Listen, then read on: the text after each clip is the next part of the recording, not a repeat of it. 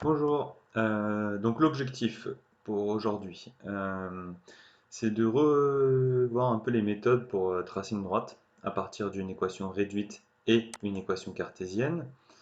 On va revoir la résolution des systèmes, donc de deux équations, ce que vous avez vu au collège. C'est-à-dire que là, on va utiliser uniquement la méthode par substitution. Vous allez voir, on va faire ça par étapes.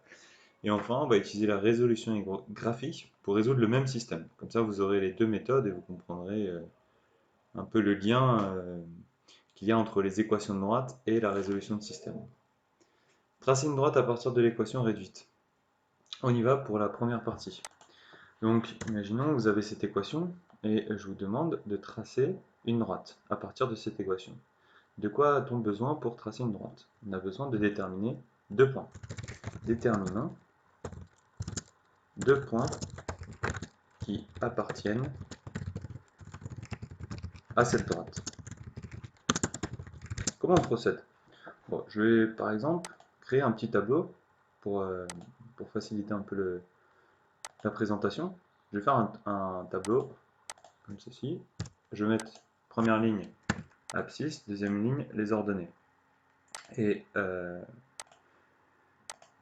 l'idée c'est de définir deux abscisses et de déterminer son ordonnée. Donc regardez bien, par exemple si je prends la valeur 1, d'accord? Si je prends un abscisse 1, que vaut l'ordonnée? Eh bien j'injecte cette valeur x, le 1 dans l'équation, j'obtiens y égale à 1 plus 5, donc y vaut 6. Donc finalement, j'ai déterminé un point de coordonnées 1, 6. Puis après, je peux prendre une autre valeur, une valeur quelconque, puisqu'une droite va parcourir de toute façon toutes les valeurs possibles et imaginables. Donc je peux prendre n'importe quelle valeur. Donc par exemple, je vais prendre moins 2. Si je prends x égale à moins 2, que vaut mon y? Je fais le calcul. Moins 2 plus 5, j'obtiens 3. Qu'est-ce qu'on a obtenu? On a obtenu les coordonnées de deux points. Donc, euh, nous avons obtenu les coordonnées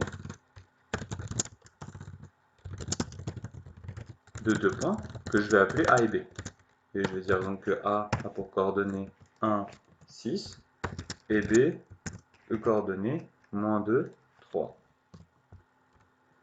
D'accord? Donc, pour tracer une droite à partir d'une équation réduite, je choisis un abscisse et je calcule son ordonnée. D'accord? Tout simplement.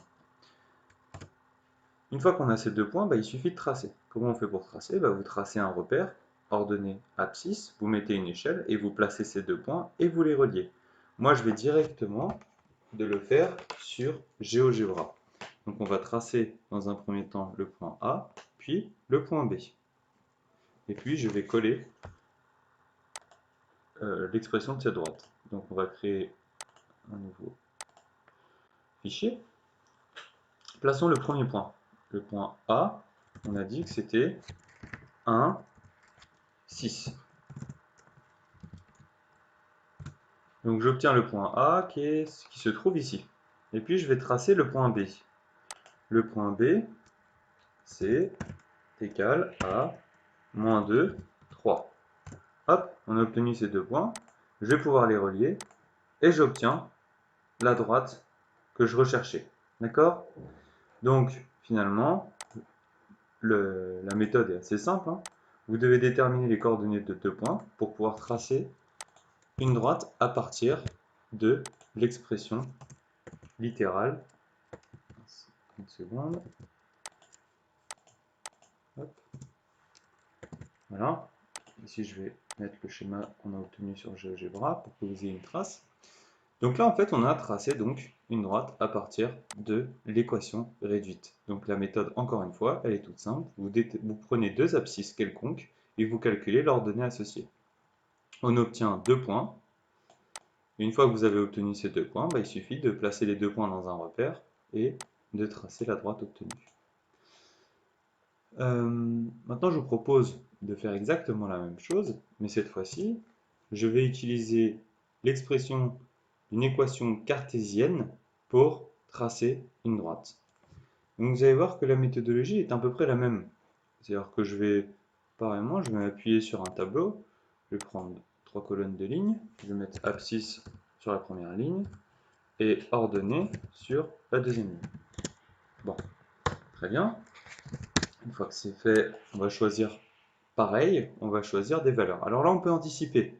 Puisque vous voyez, si je choisis, faut être malin, parce que là j'ai un 3 devant les y. Donc ce que je peux faire, c'est plutôt choisir un y pour trouver un x.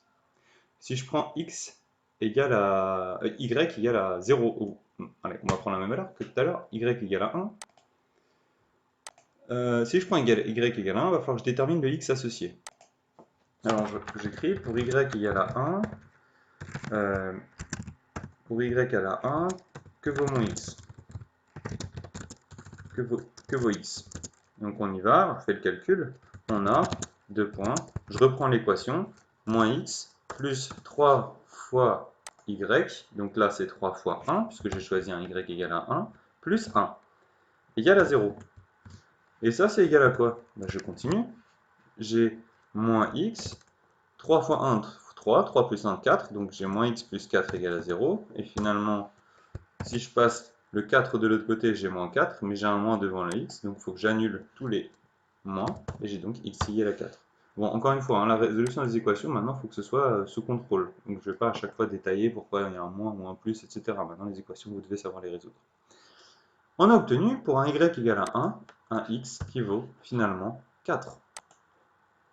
Et je peux faire la même chose, je prends pareil, un y, on peut prendre un y négatif, on peut prendre y égale à moins 3, et on va calculer le x. Pour y égale à moins 3, encore une fois, j'ai choisi de choisir des y et non des x parce que j'ai un 3 devant les y. Donc ça va m'embêter dans la résolution de l'équation. Mais vous pouvez partir d'un x pour trouver le y, pas de problème. Ou partir d'un x pour trouver un y, ou d'un y pour trouver un x. Ça revient exactement à la même chose. Que vaut x? On y va. On a 2 points, donc même chose, hein, je dois faire le calcul. Moins x plus 3 fois, du coup, j'ai pris un y égale à moins 3, donc 3 fois moins 3, plus 1 égale à 0. On résout. Qu'est-ce qu'on obtient? On obtient moins x, 3 fois moins 3, ça fait moins 9, moins 9 plus 1, ça fait moins 8. Donc j'obtiens moins x moins 8 égale à 0. Et finalement, que vaut mon x? Voilà, pareil, je passe le 8 de l'autre côté, ça fait plus 8, mais quand j'ai un moins devant x, j'obtiens x égale à moins 8. Voilà. Et donc j'ai trouvé mon deuxième point, moins 8. Voilà. Bon, une fois que c'est fait, qu'est-ce qu'on peut faire? On peut tracer cette droite. Donc de la même façon, je vais exploiter les coordonnées que je viens de déterminer. Donc je ne vais pas noter à chaque fois A, B, hein. On va prendre, je vais dire que j'ai un point qui est de coordonnées 4, 1, et l'autre qui a pour coordonnées moins 8, moins 3. D'accord?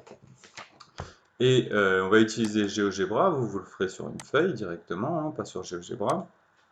Vous allez tracer les 2 points. Donc je vais avoir un premier point qui a pour coordonnées, là je vais appeler encore une fois A, mais bon, parce que j'ai effacé le dessin précédent, mais sinon on aurait pu choisir une autre lettre. Donc j'avais 4, 1, et je vais choisir un autre point que je vais appeler aussi B, c'est pas grave, moins 8,3. Voilà. Je rappelle que sur GeoGebra, il y a cette spécificité qui... attendez, je crois que je me suis trompé, c'est moins 8, moins 3. Hop, moins 3. Mince, moins 33, c'est pas ce que je veux, moi je veux juste moins 3. Voilà. Pourquoi il veut pas? Non, on va le réécrire, excusez-moi. Hop. B égale à moins 8, moins... Décidément, qu'est-ce qu'il fait? Moins 8, moins 3. Voilà. Et donc, j'ai mes 2 points. Et puisque j'ai 2 points, je peux tracer une droite. Pas de problème. Hop. Voilà. Donc, maintenant, à partir de maintenant, avec ces deux méthodologies, vous êtes capable de tracer une équation, tracer une droite à partir d'une équation réduite ou d'une équation cartésienne. Dans les deux cas, en fait, il faut déterminer les abscisses de 2 points pour pouvoir les rejoindre et tracer votre droite. Voilà. Donc dans ce document, on a fait la moitié de ce que j'avais prévu de faire, c'est-à-dire que vous réappreniez à tracer une droite à partir d'une équation réduite. Et la petite nouveauté, c'est utiliser l'équation cartésienne